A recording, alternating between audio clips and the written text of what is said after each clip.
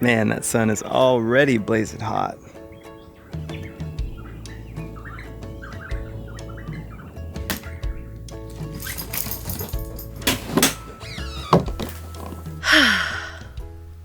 I had the best sleep last night because we finally put to bed a big issue that has been stressing us out for like 5 weeks now, something like that. And I am talking about our freaking boat insurance. It has just been the biggest nightmare every single year. Started off, everybody was like, oh, it's going to be a little expensive and it'll be tough to get it first. But the more experience you gain, the more nautical miles you sail, it's going to get easier. It'll get cheaper. Lies. All lies. It hasn't gotten easier. It has gotten worse. So much worse. But we finally figured it out. And it just feels good to have that off the plate. So now can enjoy the day and the year, at least for a year, and then have to start all over again.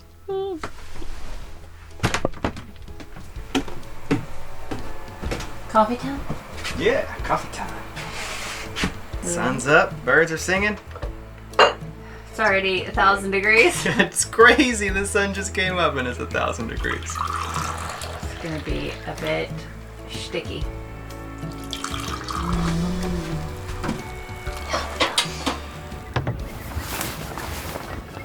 That'll do.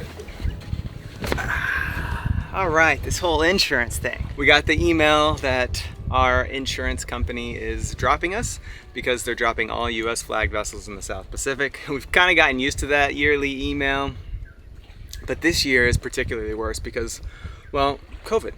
And we've been trying and calling, and we made a video about it a few weeks ago. Like Nikki said this morning, we finally found it, but it was not easy. No, they wanted all sorts of like extra restrictions, and they were asking for a haul out and a survey, and it like, I mean, just none of this stuff we could comply with. So for a survey, we'd have to fly out a surveyor because there's no marine surveyor here.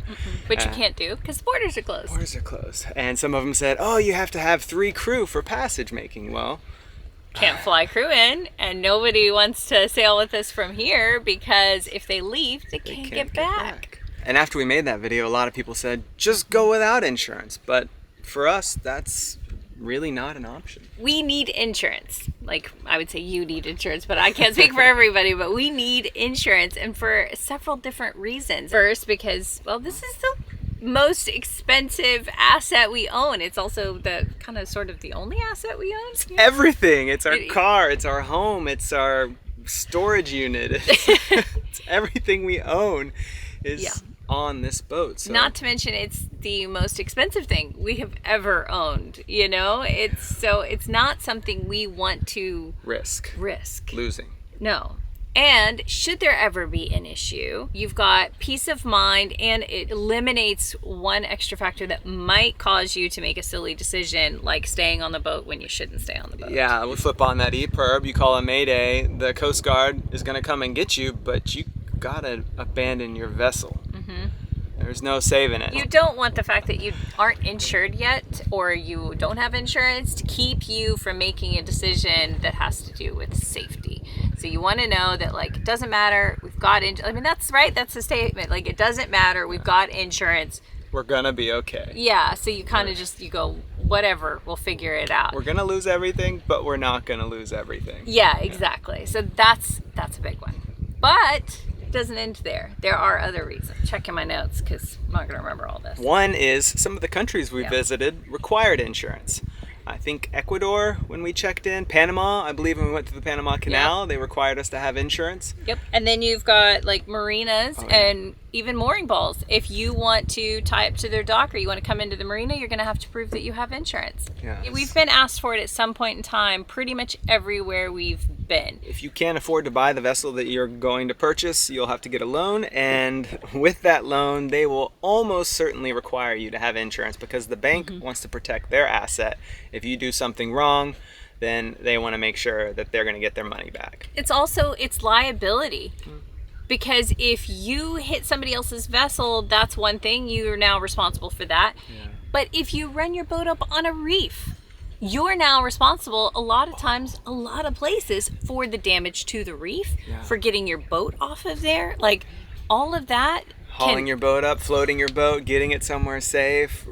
Yeah, geez, the repairs, if you're going to repair it, or if it's a total loss, like, you can't just wreck your boat and leave it. The government will not allow that. And they'll arrest you. They won't let you leave the country. I mean, we've known more than one vessel that has had that issue, that ran up on a reef, or, you know, had to call.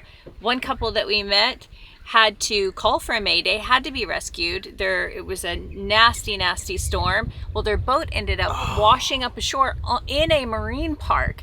And so now, because that's where it ended up washing up shore, and they were at miles out at sea whenever this actually happened.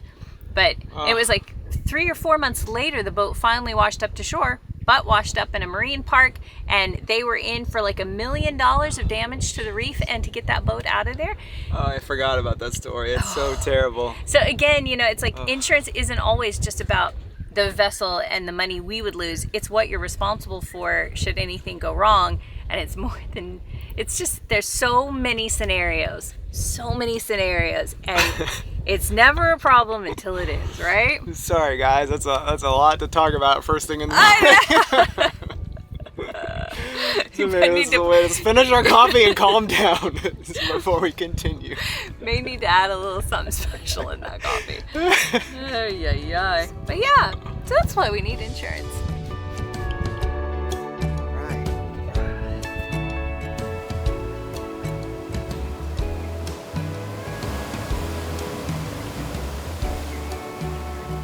Researching and finding offshore boat insurance isn't easy because it's a very specific type of coverage.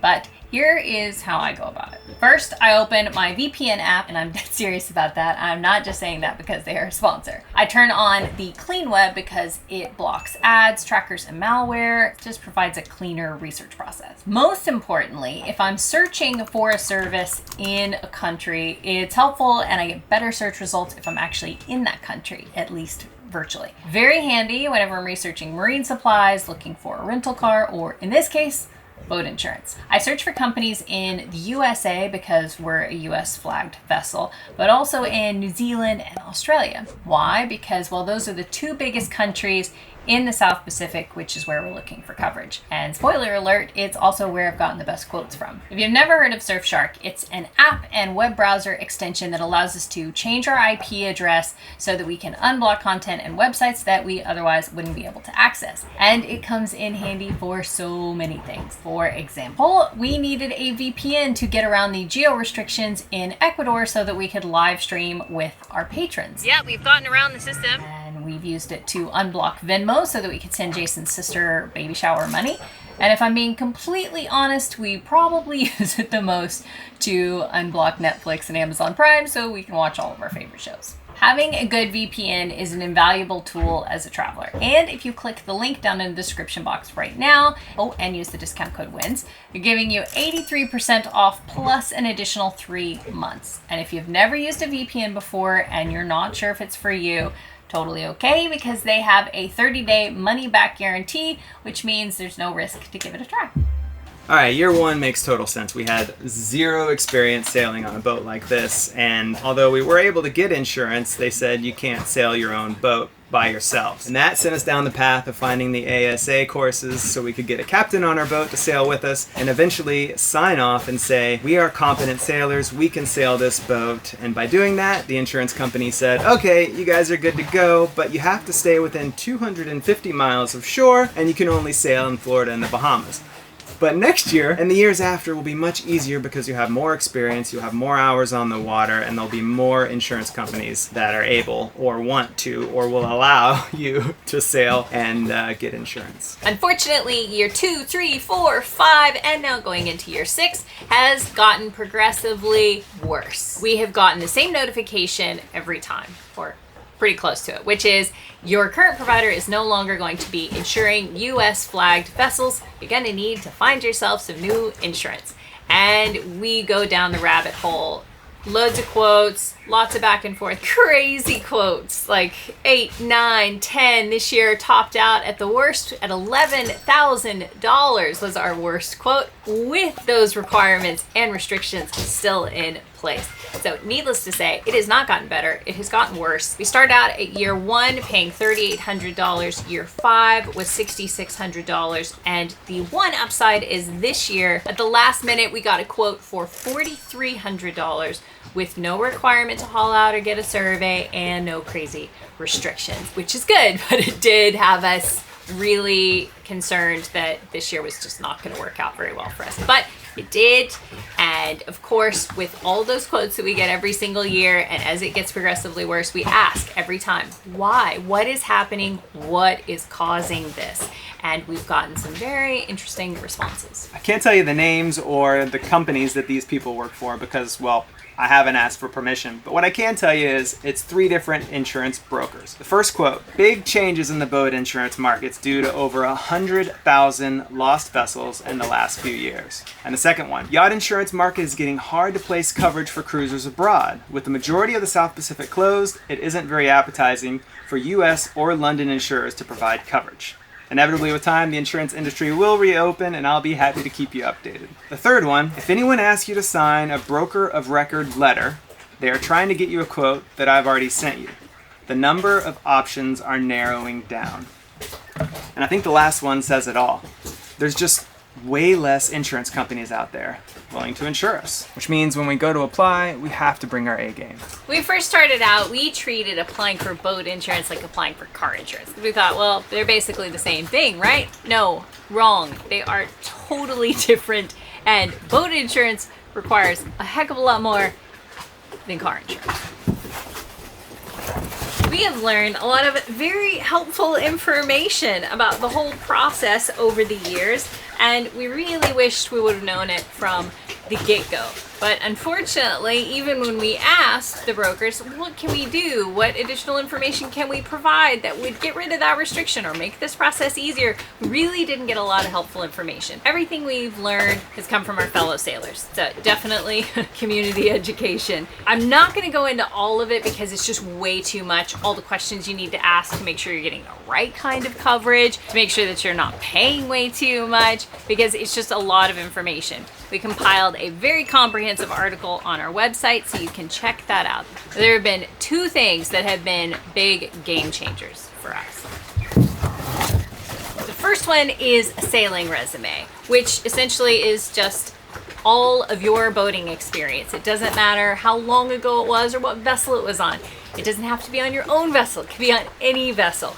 Write it all down. The more experience you can prove you have, the better off you're going to be. The next is a boating resume, which I had never even heard of. I didn't even know there was such a thing.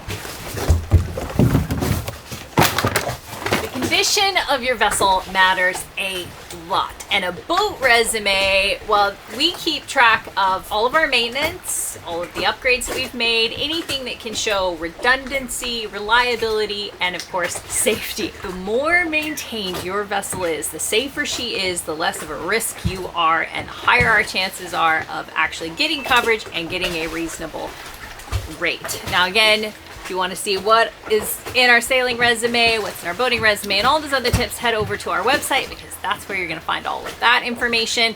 And of course, if you're an old salt, we are learning new stuff every year. So if you see that we're missing something, please let us know. It is certainly a learning process, and we have not learned everything yet. But we are covered for this year. Hopefully next year will be better, even though that's what I've said every year for now 6 years. But I'm hopeful. It's gonna get better. It's gonna get better. All right, I know what you're thinking. You're like, come on, Wynns, this sounds like way too much effort, way too much work. Is it really worth it? Why don't you just go back to RVing? Of course it's worth it. I mean, every lifestyle has its challenges. A house, an RV, no matter what. But I mean, there's no place I'd rather be more than here and on this boat. So yes, it is worth it. And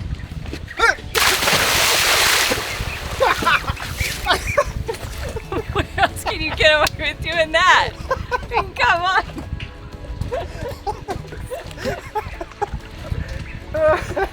Sorry, can myself. Oh, I love you too.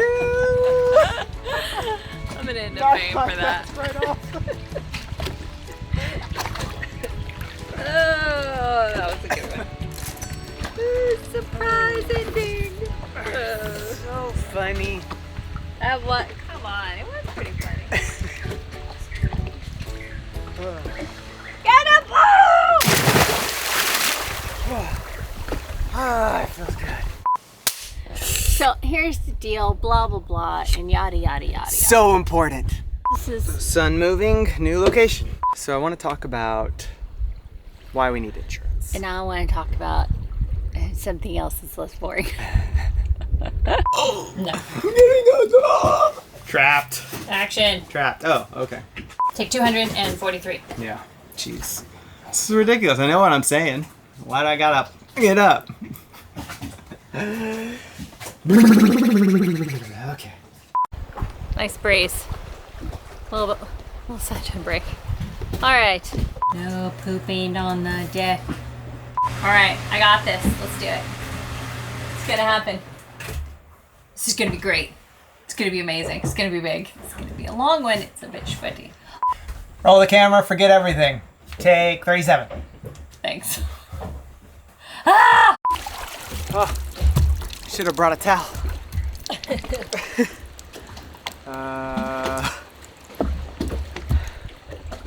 This is the crazy stuff we do for a thumbnail. Lights, gorilla pod.